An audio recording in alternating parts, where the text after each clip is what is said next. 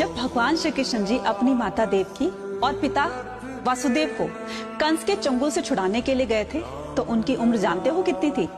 14 साल की। तो उनकी माता देवकी ने उनसे पूछा कि बेटा तुम तो भगवान हो, तो तुम जल्दी भी तो आ सकते थे हमें छुड़ाने के लिए। तो श्री कृष्ण जी ने हंसकर कहा कि माता मैं जल्दी कैसे आ जाता, क्योंकि आपने भी तो मुझे 14 साल का वनवास दिया था ना।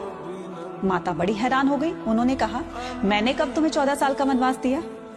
तब श्री कृष्ण जी ने कहा कि पिछले जन्म में मैं राम था और आप मेरी माता केकई थी। तो बड़ी हैरानी से पूछा तो फिर यशोदा जी कौन है? तो उन्होंने कहा माता यशोदा पिछले जन्म में मेरी माता कौशल्या थी, क्योंकि उन्होंने 14 साल तक अपने पुत्र का वियोग सहा था, इसलिए इस बार मैं 14 साल तक उनके साथ रहा और आपसे अलग रहा।